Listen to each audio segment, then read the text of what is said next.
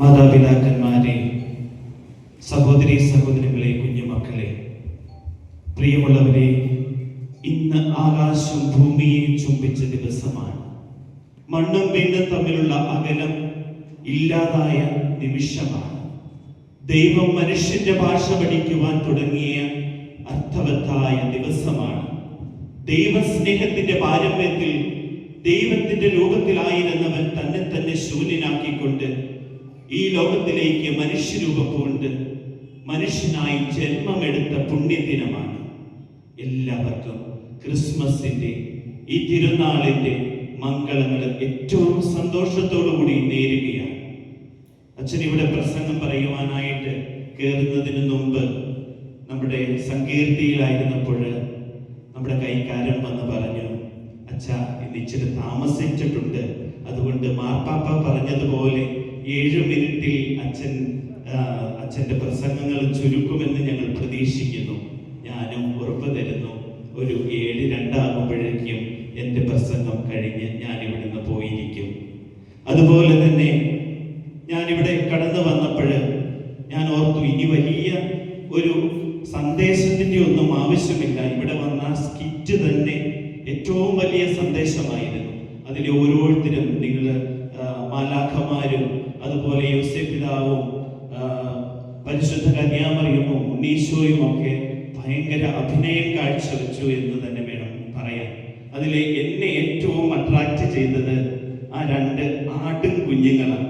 അവര് ഫോട്ടോ എടുത്തപ്പോൾ പോലും ഭയങ്കര അഭിനയമായിരുന്നു. അവരോട് പറഞ്ഞു ഏറ്റു നിന്നോളാൻ, പക്ഷെ ആ സമയത്ത് പോലും അവരൊന്ന് ഏറ്റു നിൽക്കാനായിട്ട് പറ്റാതെ അവരവിടെ മുട്ടുകുത്തി നിന്ന് ഉണ്ണീശോയുടെ അടുത്തായിരിക്കാം. ഇടയ്ക്ക് പൂജ്യരാജാക്കന്മാരൊക്കെ വന്ന് തള്ളിക്കയറാനൊക്കെ ശ്രമിച്ചിട്ടുണ്ടായിരുന്നു. പക്ഷെ അവിടെ ഒന്നും അമ്മമാർ അതിന് ഇട കൊടുത്തില്ല.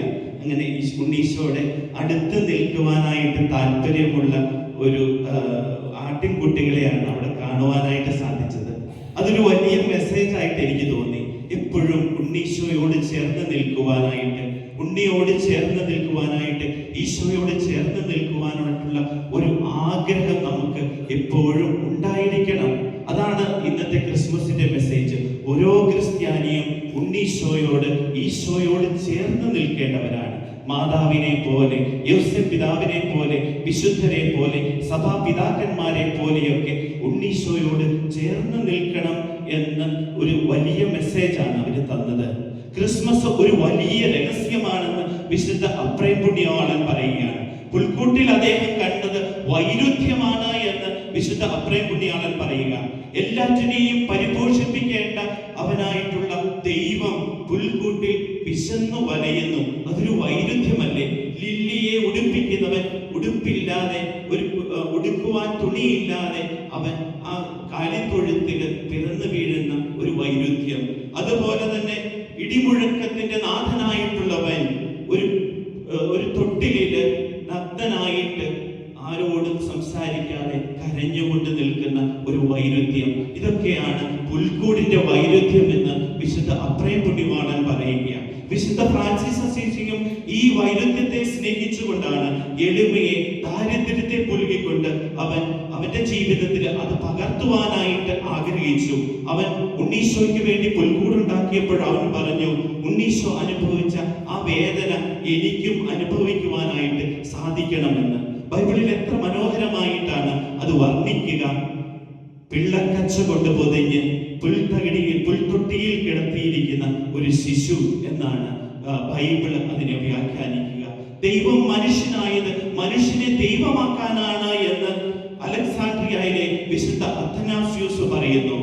Christmas is an exchange. എന്താണ് ഈ എക്സ്ചേഞ്ച്? ദൈവത്വവും മനുഷ്യത്വവും തമ്മിൽ എക്സ്ചേഞ്ച് ചെയ്ത് നമ്മളെ ദൈവങ്ങളാക്കുവാൻ അവൻ മനുഷ്യരൂപം പൂണ്ട് എന്ന് വിശുദ്ധ അത്തനാസ്യൂസ് പറയുകയാണ്.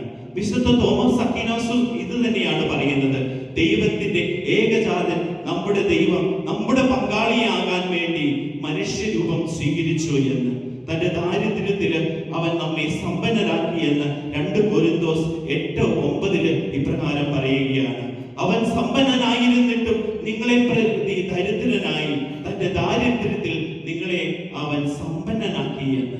സ്നേഹമുള്ളവരെ, ഇവരൊക്കെ പറഞ്ഞു വയ്ക്കുന്നത് ക്രിസ്മസ് വളരെ വലിയ ഒരു സ്നേഹത്തിന്റെ, ഒരു സാന്ത്വനത്തിന്റെ, ഒരു സമാധാനത്തിന്റെ ഒക്കെ ഒരു ചിഹ്നമാണ്, അല്ലെങ്കിൽ ഒരു ദിവസമാണ് എന്ന് പറഞ്ഞു വയ്ക്കുകയാണ്. സ്നേഹമുള്ളവരെ, വിശുദ്ധ ഗ്രിഗറി ഇപ്രകാരം പറയുന്നു, സ്നേഹത്തിന്റെ അതിപ്രസരമാണ് ക്രിസ്മസ് എന്ന്. സ്നേഹമുള്ളവരെ, നമുക്കൊക്കെ ഈ സ്നേഹത്തിന്റെ അതിപ്രസരം അനുഭവിക്കുവാനായിട്ട് സാധിക്കുന്നുണ്ടോ?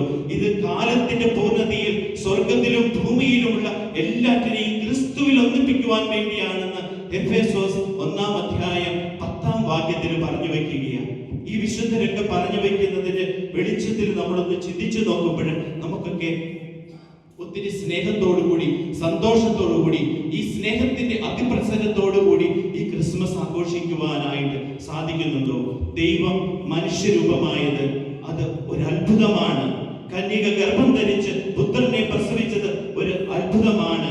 കടിഞ്ഞൂൽ പുത്രന്മാരെ വധിക്കുവാനായിട്ട് ആജ്ഞ കൊടുത്തപ്പോൾ അവരിൽ നിന്നും ഈശോ രക്ഷപ്പെട്ടത് ഒരു അത്ഭുതമാണ്. ഇന്നും ഈ അത്ഭുതമല്ലേ ഈ വിശുദ്ധ കുർബാനയിൽ സംഭവിക്കുന്നത് എന്ന് നിങ്ങളൊന്ന് ആലോചിച്ചു നോക്കിക്കേ.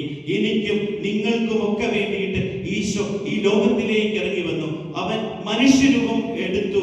അതുപോലെ തന്നെ എല്ലാ ദിവസവും ഈ കുർബാനയിലേക്ക് അവൻ എഴുന്നള്ളി വന്ന് അവൻ ഒരു അപ്പത്തിന്റെ രൂപത്തിലേക്ക് ചെറുതായി വന്ന് അവൻ ഈ ലോകത്തിൽ എന്നും നിങ്ങളുടെ ഹൃദയത്തിൽ വസിക്കുവാനായിട്ട് ആഗ്രഹിക്കുന്ന ഒരു നല്ല ദൈവമല്ലേ? സ്നേഹമുള്ളവരെ, ഒരു ചെറിയ കാര്യം, എൻ്റെ ജീവിതത്തിൽ കുഞ്ഞുനാളിൽ സംഭവിച്ച ഒരു കാര്യം ഞാൻ ഓർമ്മിച്ചെടുക്കുകയാണ്. അതിനിപ്രകാരമാണ്. എൻ്റെ ചാച്ചന് ഞങ്ങളൊക്കെ വഴക്ക് ഉണ്ടാക്കുമ്പോൾ ഞങ്ങളുടെ അടുത്തേക്ക് ഓടി വരും. എന്നിട്ട് ഏറ്റവും കുഞ്ഞ് ഞാനാണ്, ഞങ്ങൾ 5 പേരാണ്. അപ്പോൾ ഇവര് അടിയൊക്കെ ഉണ്ടാക്കുമ്പോൾ ഈ കുഞ്ഞായിട്ടുള്ള എന്നെ പ്രൊട്ടക്ട് ചെയ്യും. എന്നിട്ട് ചാച്ചൻ മറ്റുള്ളവരോട് പറയും, കുഞ്ഞിനെ അടിക്കരുത്, കൊച്ചിനെ അടിക്കരുത് എന്നൊക്കെ പറയും. അതിന് ശേഷം ചാച്ചൻ തിരിച്ചു പോകുമ്പോൾ പിന്നെയും വലിയ മുട്ടൻ അടിയാകും. അത് കഴിയുമ്പോൾ ചാച്ചൻ അവിടുന്ന് വിളിച്ചു പറയും, എന്നെ അങ്ങോട്ട് വരുത്തരുത്. സ്നേഹമുള്ളവരെ, ഈ ക്രിസ്മസ് നമ്മളെ ഓർമ്മിപ്പിക്കുന്ന ഒരു കാര്യമാണ്. ക്രിസ്മസ് സന്തോഷത്തിന്റെ, സമാധാനത്തിന്റെ, സ്നേഹത്തിന്റെ ഒക്കെ ഒരു ഉത്സവമാണ്. പക്ഷെ ഈ ക്രിസ്മസ് നമ്മളെ മനസ്സിലാക്കി തരുന്ന, നമ്മളോട് പറഞ്ഞു തരുന്ന ഒരു കാര്യമുണ്ട്, എന്നെ ഇങ്ങോട്ട് ഇനിയും വരുത്തരുത്. സ്നേഹമുള്ളവരെ, പാപികളായിരുന്നിട്ട് നമ്മൾ പാപം ചെയ്ത് ലോകത്തിന് ദൈവത്തിനുമെതിരായി പാപം ചെയ്തത് കൊണ്ടാണ് നമ്മൾ ദൈവത്തിൽ നിന്ന് അകന്നു പോയത്. അതുകൊണ്ടാണ് ഈ ലോകത്തിലേക്ക് ഈശോ ആയിട്ട് ഈശോ കടന്നു വരുവാനായിട്ട് ഇടയായത്. അവൻ നമുക്ക് വേണ്ടിയിട്ടാണ് ഈ പീഡകൾ സഹിച്ചത്. ദൈവം മനുഷ്യനായെങ്കിൽ അത് ഏറ്റവും വലിയ സഹനമായിരുന്നു. ആ സഹനം അവൻ ഏറ്റെടുത്തത് നമുക്ക് വേണ്ടിയിട്ടാണ്. നമ്മൾ പാപം ചെയ്ത് ഇനിയും അകലാതിരിക്കുവാൻ അവൻ നമ്മളോട് ഒരു കാര്യം മാത്രമേ പറയുന്നുള്ളൂ, ഇനിയും എന്നെ ഇങ്ങോട്ട് വരുത്തരുത്. സ്നേഹമുള്ളവരെ, ക്രിസ്മസ് കാലത്ത് ഒത്തിരിയേറെ വിഷമങ്ങളൊക്കെ ഒത്തിരിയേറെ സ്ഥലങ്ങളിലൊക്കെ, ഡൽഹിയിലും ഗാസിയാബാദിലും ഒക്കെ ഒത്തിരിയേറെ വിഷമങ്ങൾ നമ്മളൊക്കെ അനുഭവിക്കുന്നുണ്ട്. നമുക്ക് പേടിയാണ് നമുക്ക് ഇവിടെ ഒരു പ്രദക്ഷിണമൊക്കെ നടത്തുവാനായിട്ട്. സ്നേഹമുള്ളവരെ, നമുക്കൊന്ന് ചിന്തിച്ചു നോക്കിക്കേ. എവിടെയൊക്കെ മതമർദ്ദനം ഉണ്ടായിട്ടുണ്ടോ, എവിടെയൊക്കെ രക്തം സഭയ്ക്ക് വേണ്ടിയിട്ട് ചിന്തിയിട്ടുണ്ടോ, അവിടെയെല്ലാം യൂണിറ്റി ഉണ്ടായിട്ടുണ്ട്, സ്നേഹം ഉണ്ടായിട്ടുണ്ട്. മറ്റുള്ളവർ തമ്മിൽ നമ്മുടെ ഫെയ്ത്തിൽ, നമ്മുടെ വിശ്വാസത്തിൽ ആഴപ്പെടുവാനായിട്ട് അത് ഇടവരുത്തുന്നുണ്ട്. സ്നേഹമുള്ളവരെ, അതിന് നല്ലതിന് വേണ്ടിയിട്ടാണെന്ന് മനസ്സിലാക്കുക. ഈ ക്രിസ്മസ് നമുക്കൊരു സന്തോഷത്തിന്റെ ദിനമായിരിക്കട്ടെ. ഈ വൈരുദ്ധ്യം, ഈ ലോകത്തിലേക്ക് ഈശോ കടന്നു വന്ന ഈ ലോകത്തിന്റെ നാഥനായിട്ടുള്ളവൻ ഒരു ദാസന്റെ രൂപമായിട്ട് ജന്മമെടുത്തത് ഈ വലിയ ആഘോഷത്തിന്റെ ദിവസം നമ്മുടെ ജീവിതത്തെ കുറിച്ച് ചിന്തിക്കുവാനും നമ്മുടെ ജീവിതത്തിൽ മാറ്റങ്ങൾ ഉണ്ടാകുവാനും ഒക്കെ നമ്മളെ സഹായിക്കട്ടെ. നിങ്ങളെ എല്ലാവരെയും ഈ ഉണ്ണീശോ അനുഗ്രഹിക്കട്ടെ എന്ന് പ്രാർത്ഥിക്കുന്നു. എല്ലാവർക്കും ഒരിക്കൽ കൂടി ക്രിസ്മസിന്റെ മംഗളങ്ങൾ നേരുന്നു. നിത്യപിതാവും പുത്രനും പരിശുദ്ധാത്മാവുമായ സർവേശ്വര എന്നേക്കും